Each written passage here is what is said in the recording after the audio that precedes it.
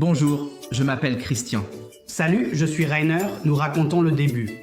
En principe, tout a commencé au printemps 2016, lorsque des amis sont venus me voir lors d'une fête et m'ont raconté que leur chienne était enceinte sans que ce soit prévu. Comme ils n'étaient pas préparés, il était clair pour eux qu'ils ne donneraient les chiots qu'à des amis et des connaissances proches. C'est arrivé comme prévu. Quelques mois plus tard, j'étais un fier papa de chien, Pipa, un croisement. Comme la plupart des nouveaux propriétaires de chiens, j'ai naturellement repris la nourriture de l'ancien propriétaire et j'ai voulu continuer à nourrir Pipa avec la nourriture qu'elle connaissait. C'était de la nourriture sèche dans ce cas. 1 an plus tard seulement, lorsque le hasard m'a conduit à changer d'emploi pour travailler dans l'industrie de la nourriture pour chiens, j'ai appris beaucoup plus sur la fabrication des différents types de nourriture. Dans la société où je travaillais à ce moment-là, nous avions également une expertise dans les produits BARF, ce qui était fondamentalement bénéfique pour moi.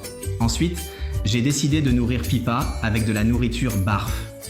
Malheureusement, Pipa n'a pas du tout supporté le BARF et j'ai remarqué une chose, c'est que lorsque Pipa se sentait particulièrement mal après avoir été nourrie avec du BARF, lorsqu'elle avait des problèmes de digestion, j'ai intuitivement cuisiné moi-même pour le chien.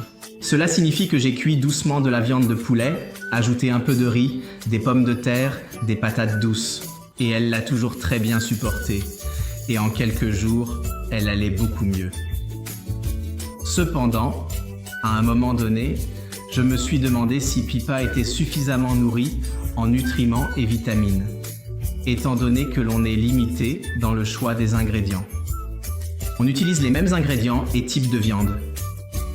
Oui, et quand Christian m'a raconté ça, ma première réaction a été que la nourriture cuite ne convient pas, entreprise de bar. Ensuite, j'ai réfléchi et j'ai pensé que le BARF était un énorme problème avec une contamination bactérienne élevée. Nous avons reçu plusieurs demandes de personnes disant que leurs chiens ne supportaient pas la nourriture, avaient la diarrhée, etc. Et nous avons finalement réalisé que nous pouvons rendre notre production aussi propre que souhaité. Les matières premières sont déjà arrivées avec une contamination bactérienne. Nous ne pouvions rien faire contre cela.